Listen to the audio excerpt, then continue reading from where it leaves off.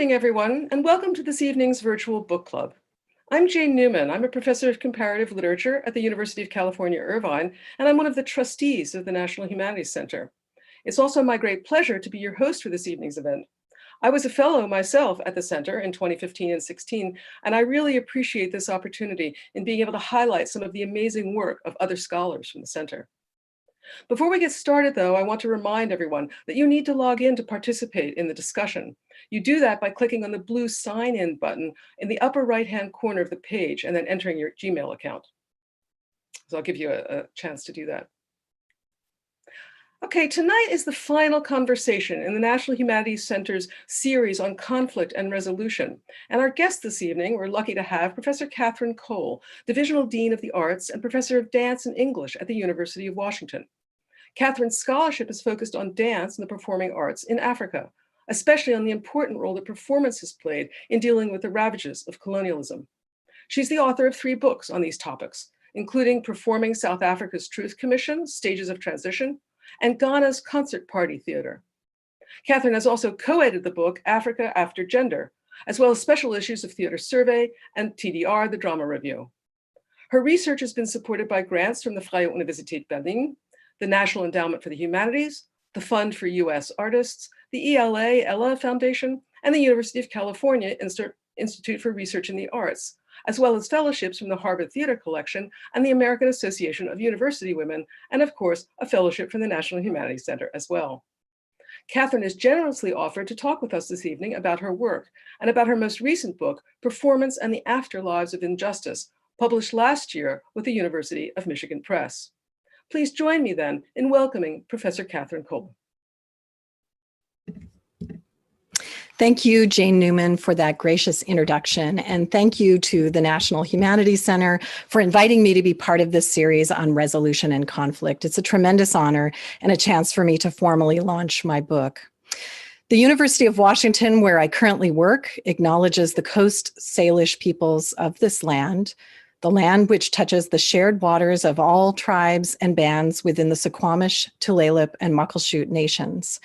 The United States, where I live, like South Africa, is a settler colony with a deep and troubling history of white supremacy and racism. I resolve to do my part in addressing that history. I am dedicating my talk tonight to Tejumola Olaniyan, who was a professor of African Studies at the University of Wisconsin-Madison. He passed away in November of 2019, and I had the privilege of studying under him while getting my PhD at Northwestern University. In an article Professor Olaniyan published in 2015, he wrote that, quote, "In contemporary Africa, cultural creativity far outstrips cultural criticism, happily and sadly."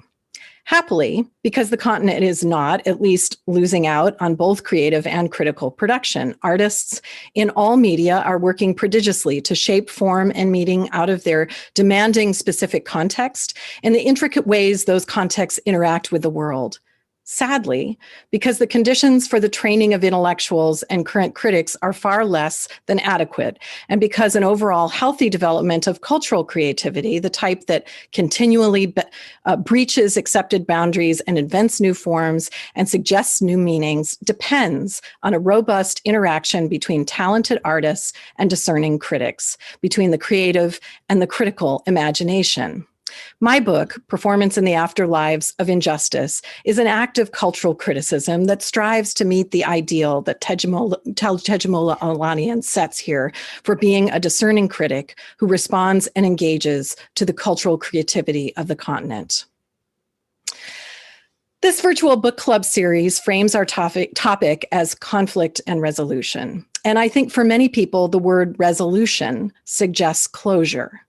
And that would lead us to thinking about, for instance, how we can dispel rancor, or to ask, as the blurb for my talk did, can we dance our cares away? And I want to begin by saying emphatically that I don't think we can dance our cares away, at least not these particular cares. And I don't think we should. In the US, we are not going to get closure on slavery and genocide. Likewise, South Africa will likely not get closure on apartheid and colonialism. Such profound and systemic injustices have an afterlife that we must learn how to live with and to live with intention, care, purpose, and a commitment to make a world that is better than that past. So rather than thinking of resolution as a solving, as an end of conflict, let us consider the other meaning of resolution. That is a commitment. A resolution to sit with these histories of injustice that are much bigger than any of us, much bigger than any one solution.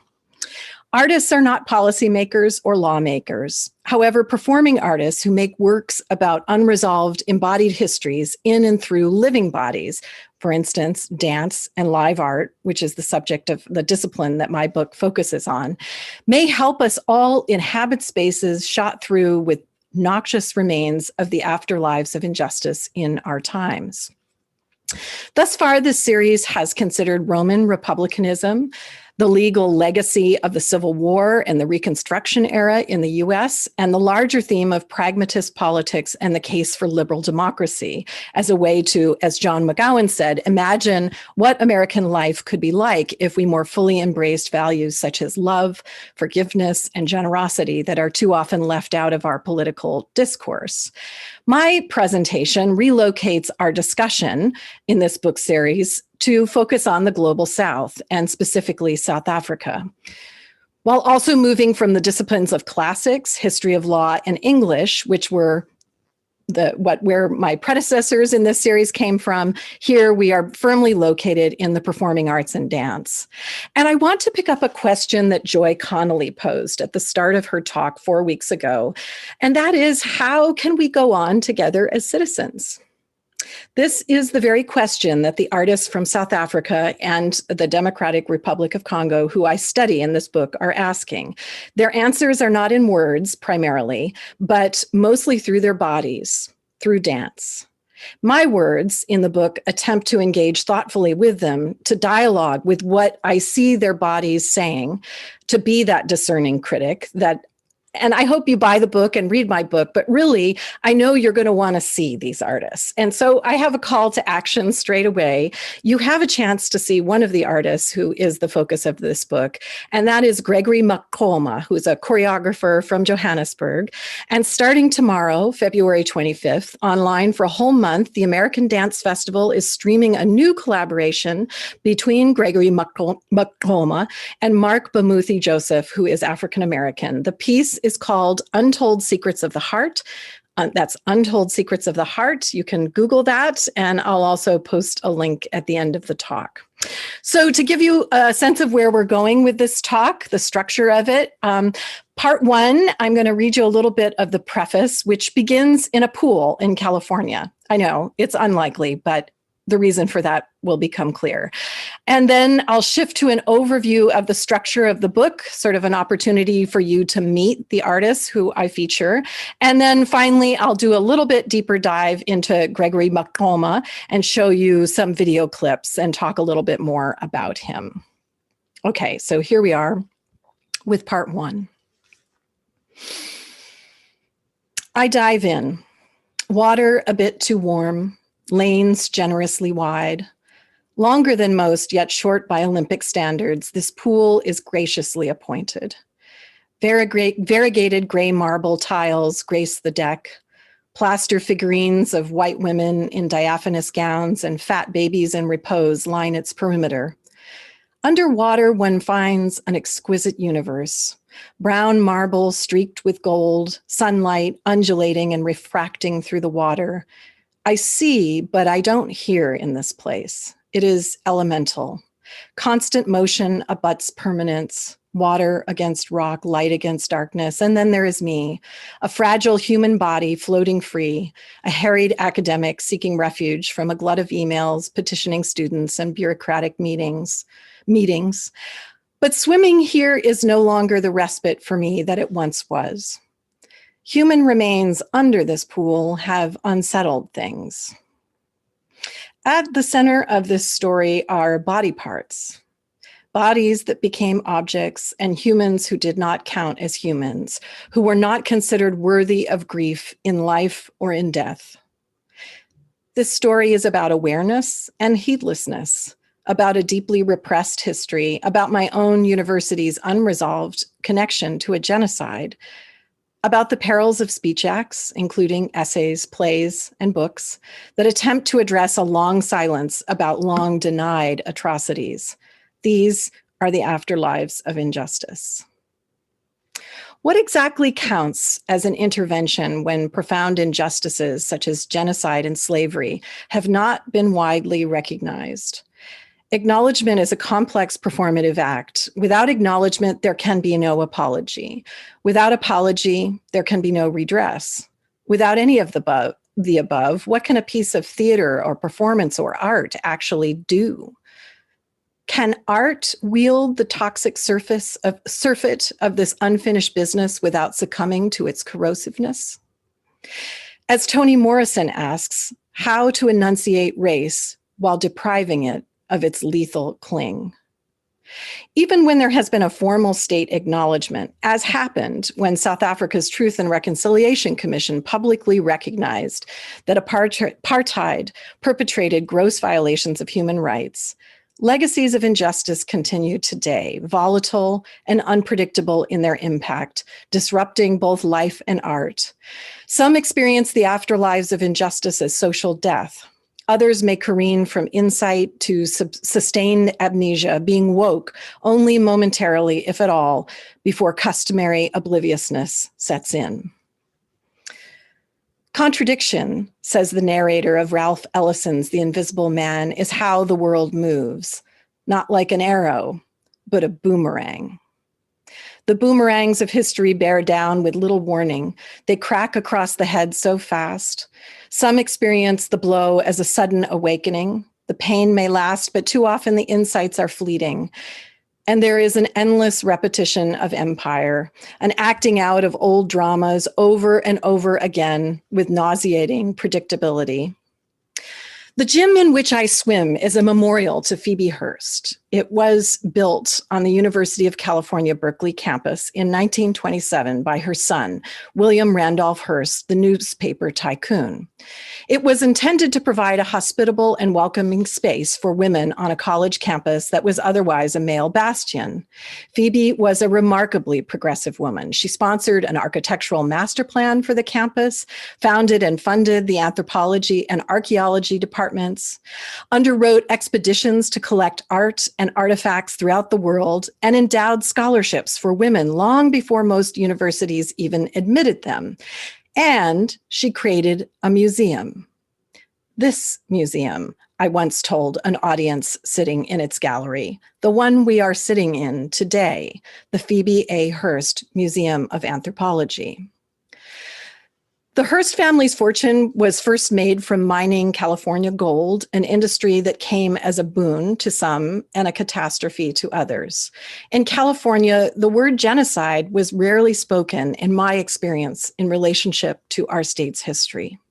From 1945, just before the discovery of gold, to 1900, the Native population had gone from 700,000 to 20,000.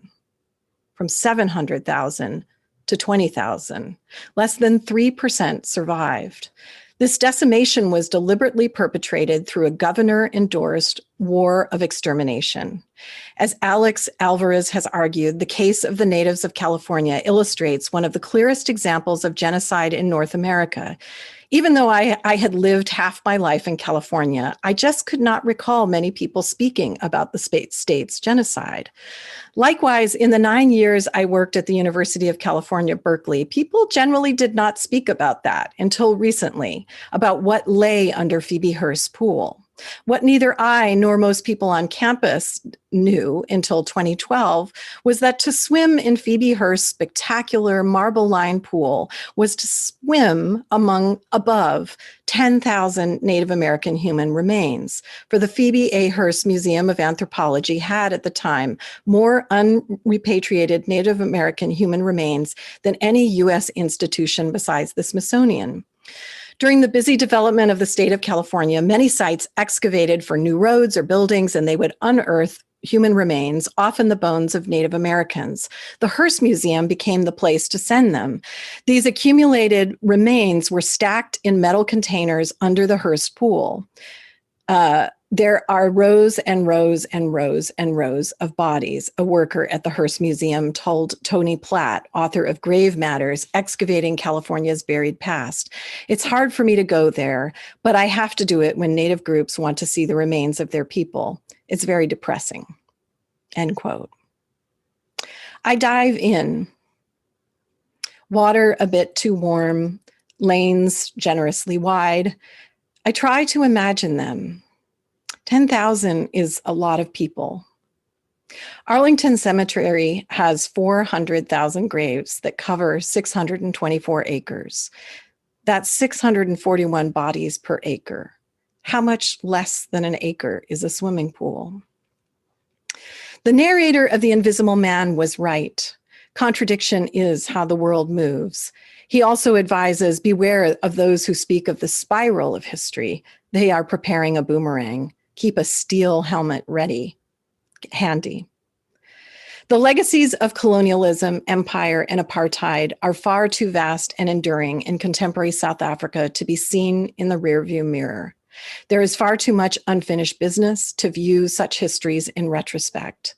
The artists who tangle with such histories are wise to keep those steel helmets at the ready. When I learned about the human remains under the pool where I loved to swim, I considered whether I should stop swimming there. Would such a boycott have any impact? Would such an act in any way disentangle me from the sordid institutional history of my employer? Was I exposing myself? What was I exposing myself to by swimming regularly among these unsettled remains? And how did those ancestors below experience my blithe aquatic to and fro? I swam first in a state of settler oblivion and later racked by settler angst. Of what consequence was either? In the end, I decided that as long as I worked at that institution, I was in the pool. And even now that I no longer work at that university, I am still in this pool. We all are. I swim another lap, I flip and turn, I push off from the granite and paddle back to the other side, the living, the living. They see a little at a time. They don't hear the living, so many living people rolled up, their minds rolled up, flexed, stiff and cold. How is it that in a place of knowledge, so many prefer not to know? While this book begins in America, its central focus is South Africa. That said, its animating questions are equally resonant and relevant in both places. The United States shares with Canada, New Zealand, and Australia and South Africa deep settler status. All are locations of white conquest wrought by violent white rule. Deep settler states vary, each with its own distinctive historical trajectory and racialized practices of dispossession and dehumanization, but they also share commonalities, as historian George M. Fredrickson demonstrated so persuasively in his landmark 1981 study, White Supremacy, a comparative study in American and South African history. And this is a quote from him. More than any other multiracial societies resulting from the expansion of Europe that took place between the 16th century and the 20th, South Africa and the United States have manifested over long periods of time a tendency to push the principle of differentiation by race to its logical outcome, a kind of Herrenvolk society in which people of color, however numerous or acculturated they may be, are treated as permanent aliens or outsiders. In California, white conquest was achieved through a state-endorsed war of extermination against Native Americans that was not formally acknowledged until 2019. I begin my book with a story about how I came to discover remains of genocide that were quite literally underneath me. Through this awakening to local afterlives of injustice, I came to see South Africa with new insight. Unresolved histories insert themselves in our times, yet their excess and surfeit often surpasses both our comprehension and our ability to do something productive in the face of them, at least in a linear fashion. In such circumstances, the voices and visions of artists, such as those featured in this book, can help us see what otherwise evades perception. Their art also has the capacity to disorder the toxic real and wedge open spaces where necessary new fictions can take root, gestate, and become sentient, living, breathing realities in the now. Okay, so that's the end of part 1. And now what I am going to do is share my screen, optimizing.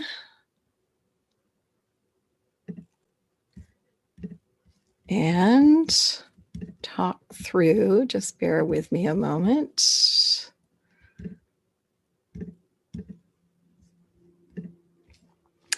I'll talk you through the outline of this book. So the book begins with Athol Fugard's play Statement After an Arrest under the Immorality Act and explores the relation of performance and the law in apartheid South Africa during the early 1970s, a time in between the nonviolent resistance of the 1950s and the escalation of open combat that characterized the wake of the 1976 Soweto uprising.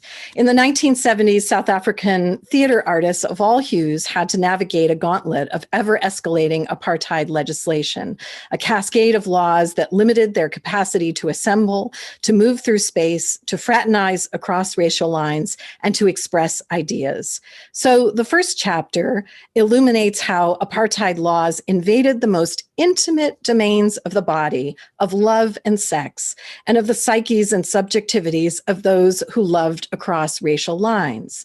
Just as the play's characters are literally and figuratively undone by an arrest, so too did apartheid's escalating laws disrupt, distort, and complicate theater artists' attempt to mount this play, and indeed any live theater and performance during this era. The next chapter considers several performance works created in the post-apartheid years, including Jay Pother's Body of Evidence, Mamela Nyamza's De-Apart-Hate, and Sello Pesa's Bag Beatings. One sees in these performances paralysis and stasis, yet one can also see emergent movements, sometimes inchoate, sometimes trapped in old paradigms and muscle memories, sometimes holding tight to ways of being that isolate and confine. Rediscovering the ordinary is Njabulo Ndebele exhorted artists to do in the early years of South Africa's new democracy, sometimes requires one to set up seats on a sidewalk in a downtown intersection in Johannesburg, as Sello Pesa does, and then through the disruptive potential of insurgent performances that masquerade as the everyday, to see what is hiding in plain sight, but may have somehow eluded conscious observation. The power of the performances studied here resides in the artist's capacity to trouble linear framings of time and to forge aesthetics capable of wielding apartheid's toxic remains without succumbing to their corrosiveness. The next chapter interrogates notions of the intercultural, which is a charged and fraught topic in South Africa, given the myriad cultures within its borders and the radioactive afterlife of apartheid's rule, which conquered by dividing races and ethnicities. Can the stage be shared? Can South Africa's many cultures and its legacies of racialized injustice be negotiated on contemporary stages? And if so, how? Can the breathtaking heterogeneity of South Africa's cultures, its rich inheritance of movement practices, aesthetics, languages, and people occupy the same stage, literally and metaphorically, in the contemporary political order? This chapter analyzes disparate approaches used by Robyn Orlin. I return again to Jay Pother and Brett Bailey. The final chapter considers performances by Faustin Linyekula from the Democratic Republic of Congo and Gregory Maqoma from South Africa. These two artists met in Kenya in 1996, and their conversations over the years have led them to parallel artistic explorations and direct collaborations. In both countries, the afterlives of colonial injustice continue to exert a corrosive force in myriad ways today, perhaps nowhere more ubiquitously and subtly than in the realm of proper nouns. This chapter explores the performativity of names and the performativity of the proscenium stage.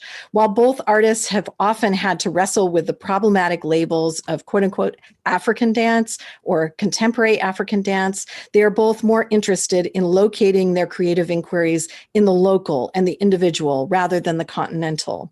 Names, whether one's own name or the name of a city or country, are a way to investigate identity that is at once personal and part of a much larger network of relationships and histories. Is one Zairian or Congolese? Well, it depends on when in history the question is asked. The country's name has changed several times. Likewise, much ink has been spilled on the idea of decolonization, but how does one actually accomplish decolonization? If the question of decolonization is about a reconsideration of what is at the center, Maqoma and Linyekula take up the question quite literally in the way in which they use and occupy theatrical space. What is to be featured center stage? And these are just a few images of a work called Beautiful Me by Gregory Maqoma that I focus on in the book. But here's the moment where I know you've all been waiting for, that you would really prefer to see and hear from Gregory. So let's take a moment to do so. These are excerpts from his performance called Exit Exist.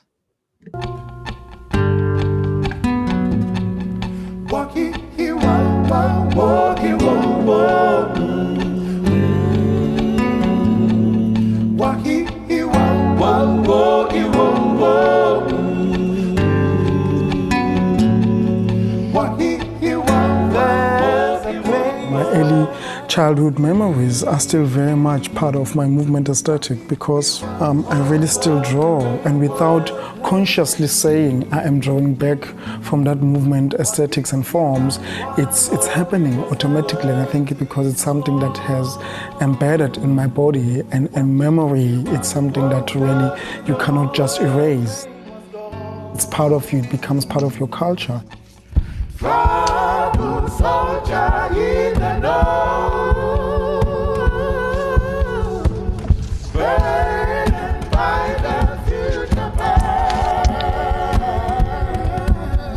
Everybody says, no, you must be living the American dream. And I say, not really, because it's not an American dream. For me, it's a South African dream to be able to break barriers. Doing the American tour, it's also about connecting ourselves with the community of Black Americans, because primarily there are parallels within our histories.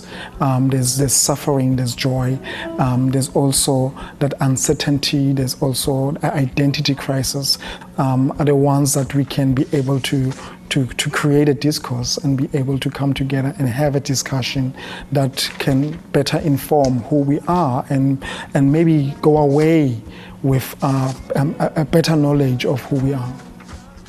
Oh, the chains under the sun.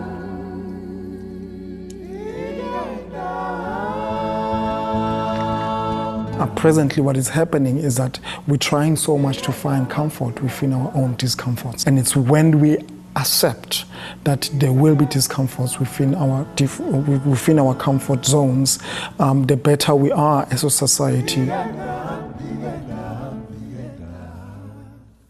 It's simple to say people of different cultures and tradition can live together. It's a simple ideology, and it's an ideal that we want to achieve.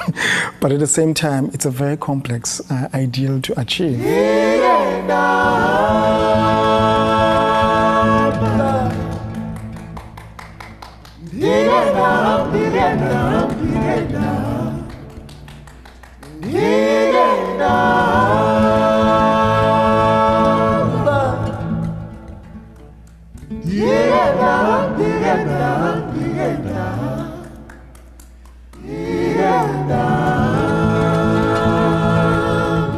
Because life is not simple, and history tells us that.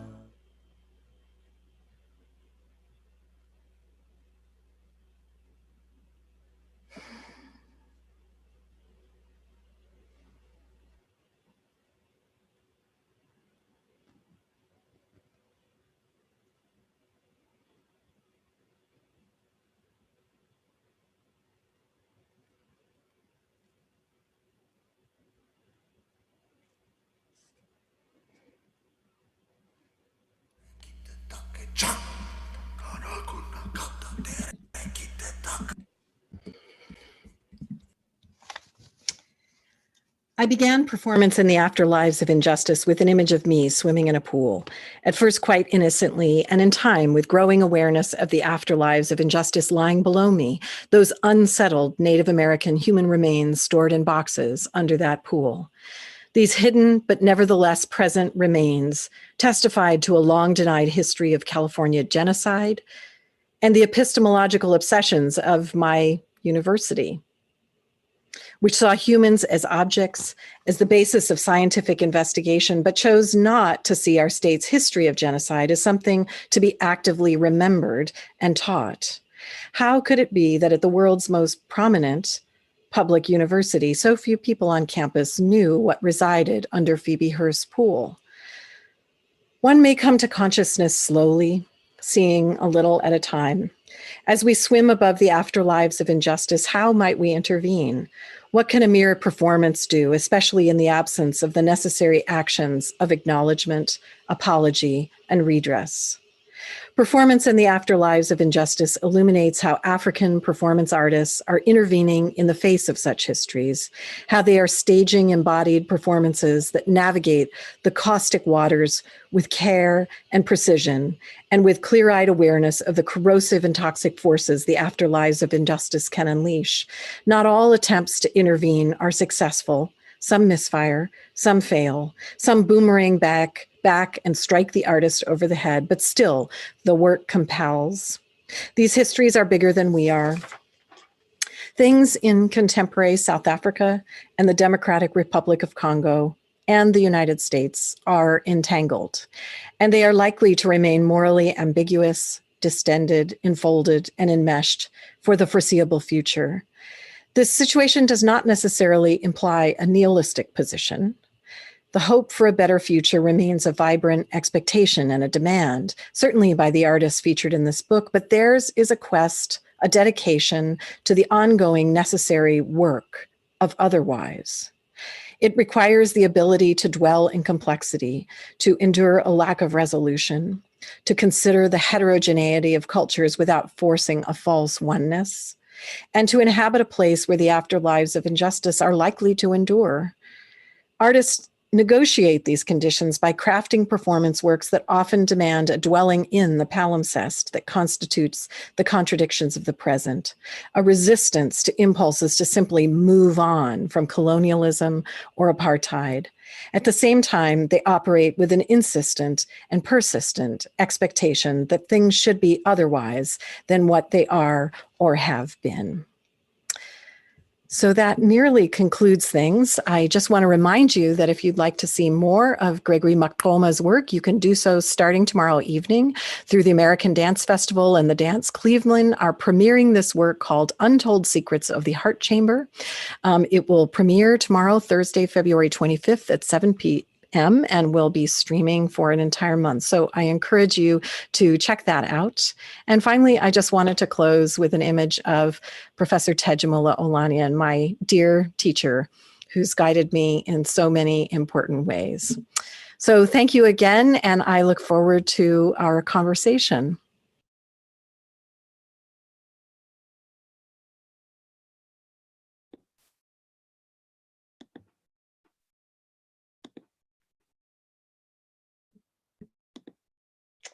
Great, Catherine. Thank you so much for that talk, and also particularly for weaving your talk into the earlier talks in this series of conflict and resolution. That was really a kind of an artistic move of its own. So thank you so much. And thank you also for alerting us to Maqoma's American Dance Festival, Untold Secrets of the Heart, beginning to stream tomorrow.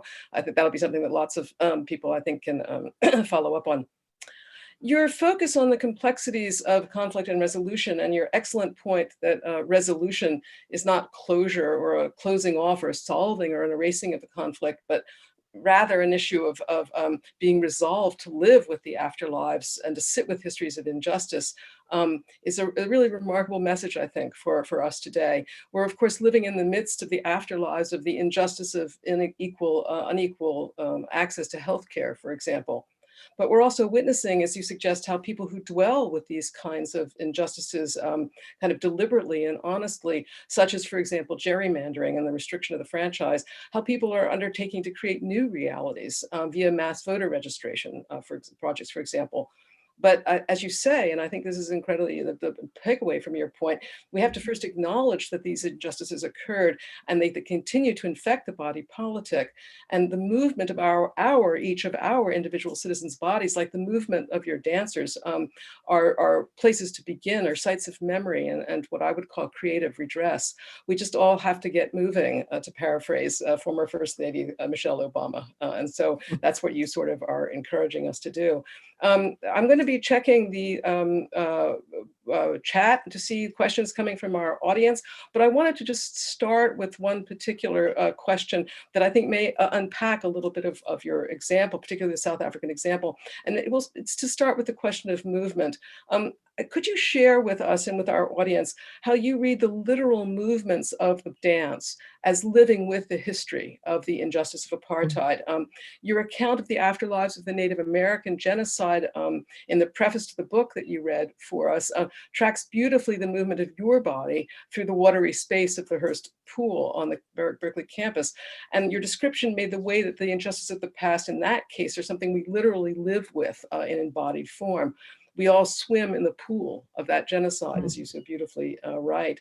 Could you perhaps return us to the story of the Maqoma piece, The Exit Exist, that was the clip that you showed us, and do a close reading for us of some of the details of that clip that as we watched it. Take us through the choreography, the gestures, the costuming, the lighting, the props, the soundtrack. Where is the subterranean presence and the legacy of South African apartheid explored in this thing? Where does the deeply repressed history of apartheid become visible in the movements?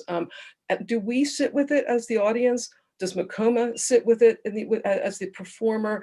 How does performance, as you say so beautifully, disorder the toxic real of the past of apartheid? So if you could explore a little bit more sort of in detail for us, like read it for us, I think that'd be lovely. Yeah, thank you so much, Jane. That's such an excellent question. And this, I ended up showing Exit Exists because I thought that video clip was so succinct for this context, but I don't study this particular performance in the book. So I'm really happy for this invitation to talk a little bit more about it here. And it is a performance that was seen widely in South Africa, and of course it plays differently there. Our competence to understand it and understand the richness of it is so situational, and yet sort of tracking the reception of this in different cities and parts of South Africa and in the U.S. and in London, I think it resonates for people no matter where they enter in. But just to situate it a little bit more from a specifically South African point of view, it is a piece that's framing the necessity of excavating history, and not just excavating, but locating oneself in that history. And one of the things that's so important that Gregory Maqoma is doing here, everybody in South Africa understands that the legacy of apartheid remains today in structures, in continued racial violence, in continued inequality. And yet apartheid was 1948 to 1994, and racialized injustice in South Africa goes way further back in time. So he's relocating it back to kind of more of a primary trauma, and that is land dispossession of, and specifically it's a story of the Amakhosa people and his ancestor, Chief Maqoma, who was a leader in the Eastern Cape from 1798 to 1873. And he was quite a resistant force against colonial land grabs. It's also a piece that meditates a lot on the importance of cattle and land. And there's grain, there's lots of images of grain and cattle in the piece. In the end, Chief Maqoma's resistance ended up getting him sent off to prison for 2 life sentences, actually, and he was sent off to Robben Island. So this was back in the 19th century. We know, of course, Robben Island today, we think about it in relationship to Nelson Mandela, who we know spent 27 years there. But Gregory's ancestors spent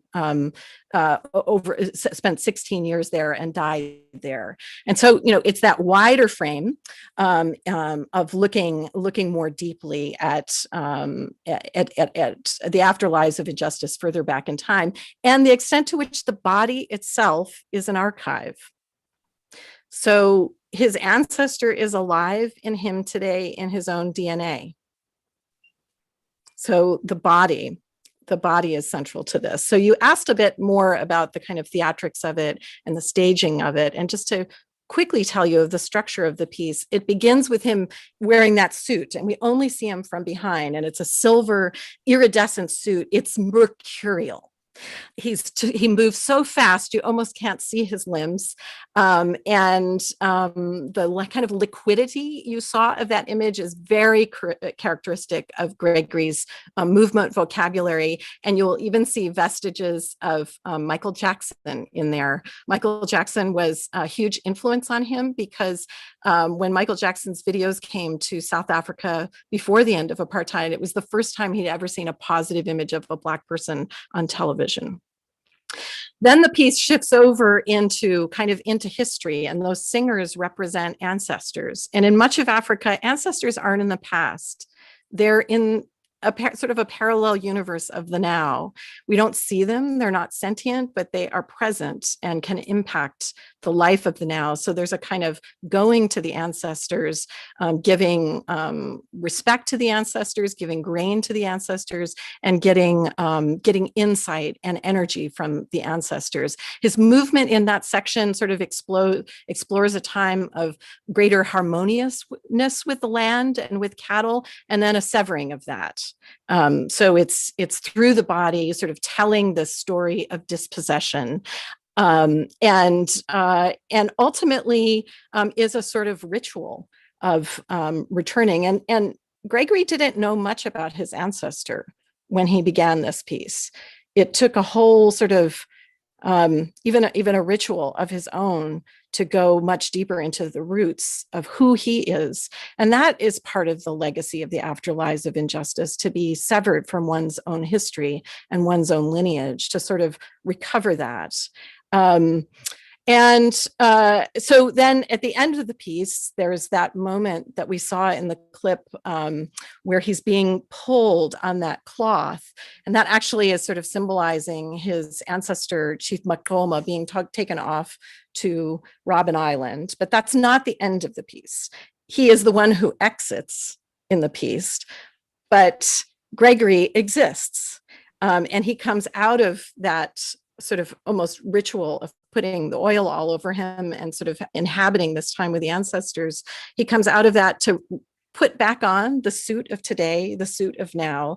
And rather than have his back to us, the audience, as he did in the whole first section, he's now facing us. And his movement vocabulary becomes much more of a blending of more contemporary, modern dance movements with traditional dance movements. And that's something that's also kind of a signature of his choreography. So I think so. I've hopefully begun to suggest, I think, the ways in which this piece helps us dwell in this history.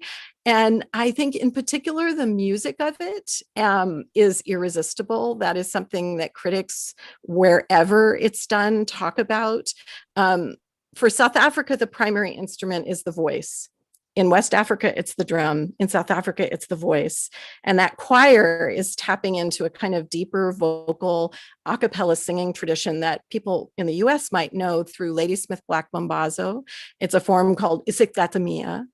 And just the kind of range of the thinner high notes with the deep, deep, deep bass, and the kind of amazing vessel that it gives us, and a vessel of joy and a vessel of sorrow and a vessel of grief, for us to be together in that sonic space, and at the same time seeing the visual embodiment of Gregory, and also to sit with the discomfort, that long pause where he's just with us and looking at us. And I saw this in South Africa at Makonda, which is the area where his people come from. And I also saw it at the Red Cat in Los Angeles. So very, very different contexts. And but I think in both contexts, there's a kind of visceral, intuitive understanding of what it means, the power of collective witness, and to be in the space that he holds for us in this solo piece that lasts an hour.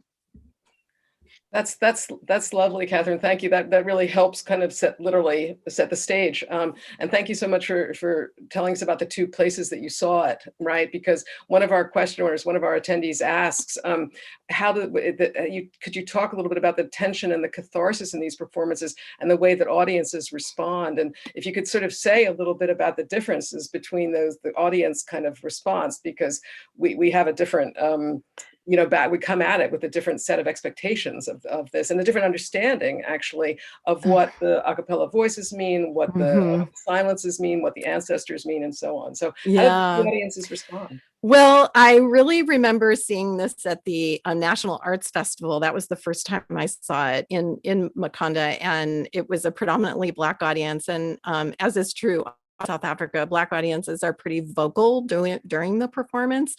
It was back in 2013, so I don't remember a lot of the details, but one of the reasons I didn't write about it was I felt that this particular piece demanded a depth of expertise on Xhosa culture that I don't have.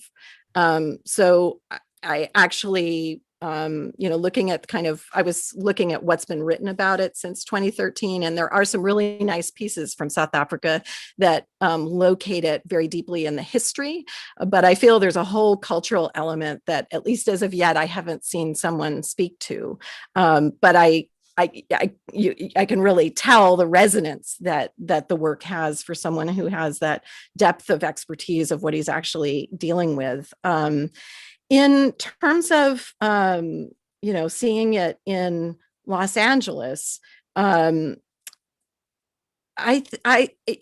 Gregory says in that clip, there are so many interesting parallels between South Africa and the US around our histories of race.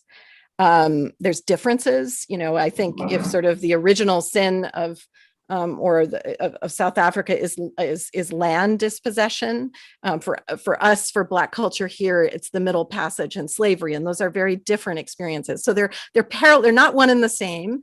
These are two countries that have a lot of interesting parallels, and I think one of the things that's drawn me to this subject is it gives me a lot of insight into my own culture to kind of look at South Africa and be looking back. And I feel the core of what Gregory is asking us to do is exactly what we need to be doing in the US. And so I'm so excited that he's got this collaboration coming forward with Mark Bamuthi Joseph, who is African-American. More and more, I think Gregory's work is engaging in that sort of diaspora conversation. That's really fascinating. Thank you. That was another question that has come up. It's a lovely place to end our book club with, is this turn to the global South, and I thank you so much for that. But as you say, and as you cite just now, Maqoma saying, is that there are these, this notion of the need to address conflict and resolution. Resolution isn't just a foreign one, right? It's in this country as well. And the U.S., as you say, lives as much with its the afterlives of the injustice of the colonial state as South Africa does. You actually wrote an earlier book on South Africa's legendary Truth and Reconciliation Commission of the 1990s. And could you talk a little bit about the performances at those hearings, because they were also, performances different, obviously, than the performances you're talking about today, and perhaps also comment, if you would like to go there, with whether we need such a commission in the U.S. today to deal with the injustices to Native Americans and slavery, so to discuss reparations and so on. It's a big topic, right? Did the performances of the Truth and Reconciliation Commission work not to resolve conflict, but to allow people to recognize it? And what about those amnesties that it awarded? Those were very controversial, because that means you don't remember or dwell in the afterlives, in the presence of those memories. What is the relationship of your dancers and their work to, were they working to counter what some people might call the failings of the Truth and Reconciliation Commission? So I know that's a lot of questions in there, but if you could just sort of talk about that, the performances of that more legalistic kind of. Yeah. So the Truth and Reconciliation Commission was an example of what's called transitional justice that South Africa set up. It started, well, they had their first democratic elections in 1994, and this commission started its work in 1996. And there'd been commissions like this elsewhere in the world. There have been, I think, 16 before South Africa's, but South Africa's was the first Truth Commission to really embrace being in the public eye. So it held live hearings kind of moving around the country, and people could come and be present in person to hear people give testimony. It was broadcast on the radio, so people were listening in, and then initially there was live television coverage, and over time that became sort of a digest. So it was a media event for the whole country that was kind of divided into different committees. So there were human rights violation committee hearings where as someone who felt they were a victim of gross violations of human rights could come forward to tell their story, and they were given sort of 30 minutes to do so. And it's very different from a court of law where a witness has to be prompted and guided by an attorney. Here, someone who's a victim, or maybe the family of someone who died, they can tell their story. So there was a truth telling and a storytelling that was happening in a public space. And then there were amnesty hearings. And so someone who had committed gross violations of human rights, if they came forward seeking amnesty and gave full disclosure and showed that their actions were politically motivated, there was the possibility that they could be granted amnesty. So that was the structure of it. And for someone like me, or why I ended up writing a book on it, I was really intrigued by the embrace of being in the public eye. And I knew that was changing the experience for everyone involved, for the witnesses, for the commission, for the larger public, because it had this performative element.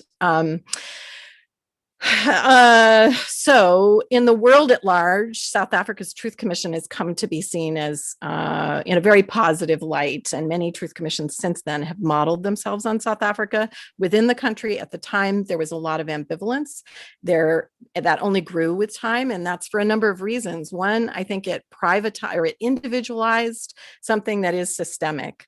Apartheid was systemic, and this, like, you came forward as an individual and said, I'm a victim, or people individually came forward to say they were a perpetrator. So it was very hard to bring into focus structure, and I think there is a way in which we just want closure. It's exactly what Gregory said in that clip. We want to be comfortable, and these truths are uncomfortable. And so there was a way in which it did bring catharsis that some people grabbed as closure. There were recommendations for reparation, much of which was not acted on by the state. Amnesty only means something if once the window of amnesty closes, cases are brought forward. They were very, very limited. So in a way, there was a lot of de facto amnesty that didn't have to go through the Truth Commission at all.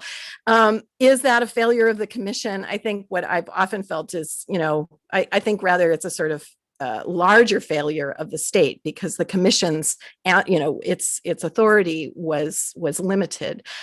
At the same time, so you ask the question, do we need such a commission in the US? We've had one example with the Greensboro massacre. So that's a very, very localized event. And actually the brother of the president of my university, her brother died in that. I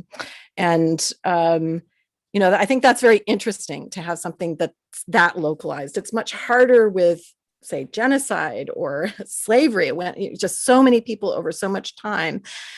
I think the larger, one person said of the Truth and Reconciliation Commission in South Africa that it narrowed the range of permissible lies.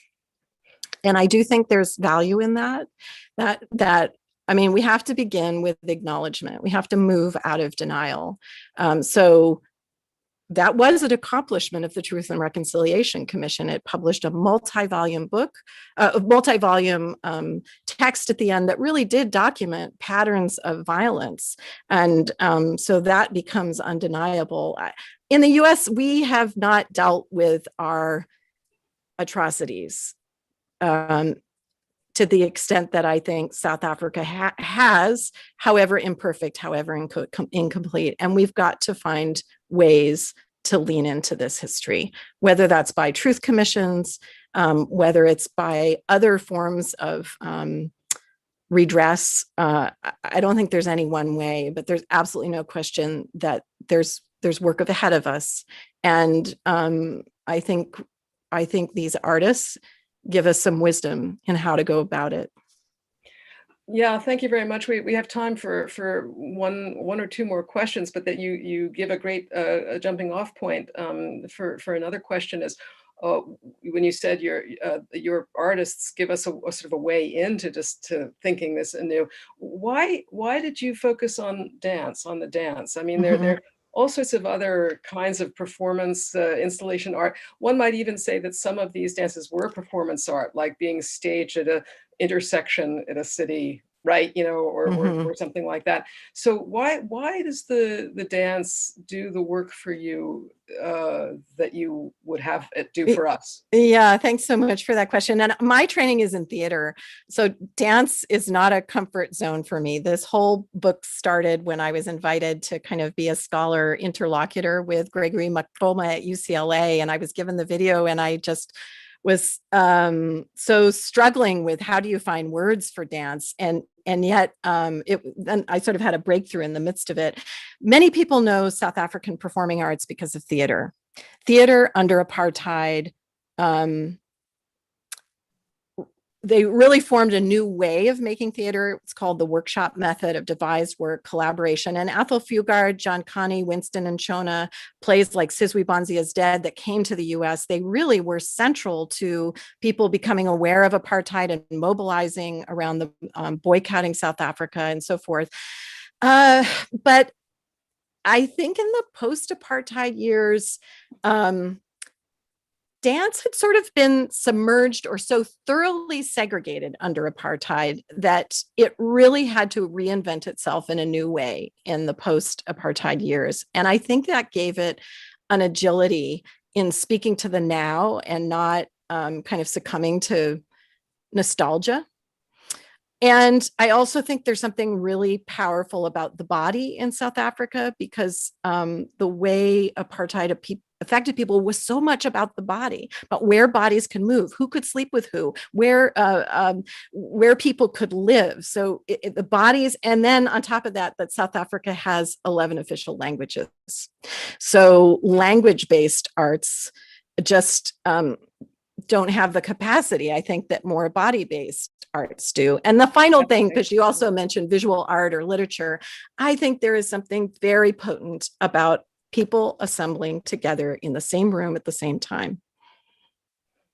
that question of how do we be together, that was kind of a framing question for this whole series. We, the theater and coming together in a performing arts space is part of how we constitute who we are as a citizenry. So I think there's just incredible potency in the live performing arts.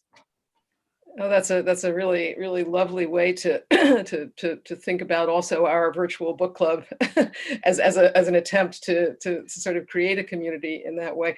One final question. You have 30 seconds. We've had an observation in the chat that your own style and approach is quite lyrical when you write. And how do you square that and the sort of obvious emotion and urgency that you bring to these issues, right, with a kind of an academic treatment of them? And how are these synergistic in a way? Are you trying to intervene in the way scholars talk about their work for the public? How do you see that? Well, I thank you for that. I'll take it as a compliment. It was meant as a compliment, I think. I mean, I had a sort of breakthrough as a writer, just trying to write about dance. I'm such a word-based person. That was a huge struggle. And so I really sort of dialogued with Gregory's expression in his body. And it was a breakthrough in style for me. I had to find a new way of writing that I felt would do it justice. And I think that calling that Tejumola Olaniyan set as well of like, how can we be discerning critics that really have a symbiotic relationship with the artists we write about, and not an extractive one where I'm saying this is what it means. I think the relationship of critic and artist can be very colonial, very problematic. So I'm trying to find a new way. That's lovely. The challenge that remains for all of us, I think, and this comes out in a question in the chat, is there actually the political will right now to try to invent these new forms, right, of interacting with the afterlives of injustice, or are we really just going to get kind of dragged down into the past of them, right, through engaging with them? And I'm not asking you for an answer, but it is the challenge of the moment, right? And so I think it's a very important question. This is hard. It's hard work. It's uncomfortable, and I think like Gregory's work in particular, it's incredibly beautiful and soothing and healing. So I think artists as sort of guides and leaders can help us do this work and not have it. And we're still going to be uncomfortable. It's still going to be hard. But I think we might want to hear more of that music. Thank you so much, Catherine. This was really a fitting rounding out to our engagement with some of the harder issues that we're all facing, and that this series was really designed to address. So thank you so much for being the culminating point in it. Thanks to everyone also who attended this evening's conversation. This event has been recorded, and it'll be available on the National Humanities Center's YouTube channel. You can also subscribe to the Center's channel and click on the notify bell to stay up in the know about upcoming events, including an event that we have tomorrow, the Scholar to Scholar conversation about the obligations of mentorship, and then our upcoming really very grand conference on artificial intelligence in the humanities that's coming up in April. So you should subscribe so we know. So you know the specifics about that. I'd also encourage you to visit nationalhumanitycenter.org to learn more about what the center does and about fellows like Catherine and their work and its programs that we offer to the public. So good evening, everyone. Thanks so much for coming, and please stay well.